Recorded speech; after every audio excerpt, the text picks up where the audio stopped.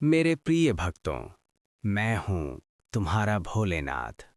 समय का हर चक्र, हर पर्व, हर तिथि यूं ही नहीं आती।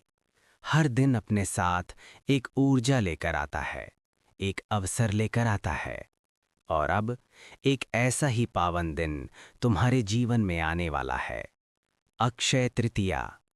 मेरे बच्चे, ये सिर्फ एक तिथि नहीं है, ये अनंत ऊर्जा का द्वार है।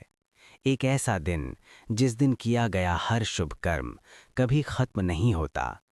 अक्षय का अर्थ है जो कभी क्षय ना हो, जो कभी समाप्त ना हो।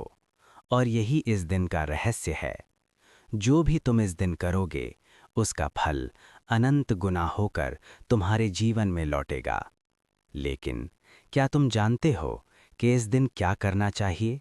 और उससे भी बड़ा सवाल, क्या तुम इस दिन की असली शक्ति को पहचानते हो? मेरे बच्चे, आज मैं तुम्हें वही रहस्य बताने आया हूं। ध्यान से सुनना। इस दिन की शुरुआत तुम्हारे मन से होती है। अगर तुम्हारा मन शुद्ध नहीं, तो कोई भी पूजा, कोई भी दान तुम्हें उसका पूर्ण फल नहीं देगा। इसलिए सबसे पहला उपाय, सुबह ब्रह्म मुहूर्त में उठो, अपनी आंखें बंद करो और मुझे याद करो, हर हर महादेव। जैसे ही तुम मेरा नाम लोगे, तुम्हारे अंदर एक नई ऊर्जा जागेगी। तुम्हारा मन शांत होगा और यही तुम्हारी सबसे बड़ी शुरुआत होगी। इसके बाद स्नान करो और अगर संभव हो तो गंगा जल का प्रयोग करो, क्योंकि जल सिर्फ शरीर को नहीं, आत्मा को भी शुद्ध करता है। फिर मेरे शिवलिंग पर जल अर्पित करो, सिर्फ एक लोटा जल, लेकिन सच्चे मन से। याद रखना, मुझे दिखावा नहीं, तुम्हारा भाव चाहिए।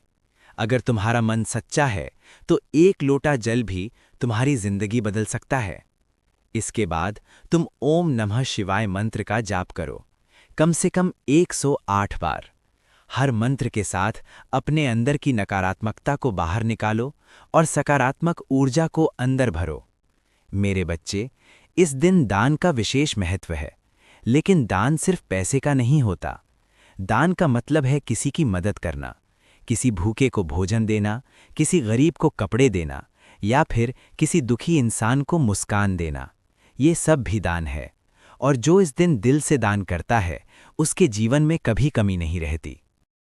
लेकिन एक बात हमेशा याद रखना, दान करते समय अहंकार मत करना, क्योंकि जहां अहंकार आता है वहां पुण्य खत्म हो जाता है।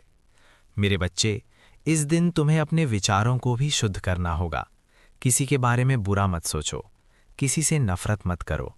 अगर किसी से मनमुटाव है तो उसे खत्म करो, क्योंकि यही असली पूजा है।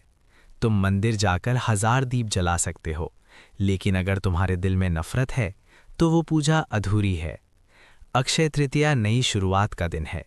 अगर तुम कोई नया काम शुरू करना चाहते हो तो यही सबसे शुभ समय है। इस दिन शुरू किया गया कार्य सफलता की ओर तेजी से बढ़ता है। लेकिन सिर्फ शुरुआत करना ही काफ़ी नहीं है, तुम्हें मेहनत भी करनी होगी, क्योंकि बिना कर्म के कोई भी फल नहीं मिलता। मेरे बच्चे, इस दिन तुम अपने माता पिता का आशीर्वाद ज़रूर लो, क्योंकि उनका आशीर्वाद मेरे आशीर्वाद के समान होता है। और जिस पर माता पिता का हाथ होता है, उसे दुनिया की कोई ताकत रोक नहीं सकती। अगर संभव हो तो इस दिन उपवास रखो, लेकिन उपवास का मतलब सिर्फ भूखा रहना नहीं है।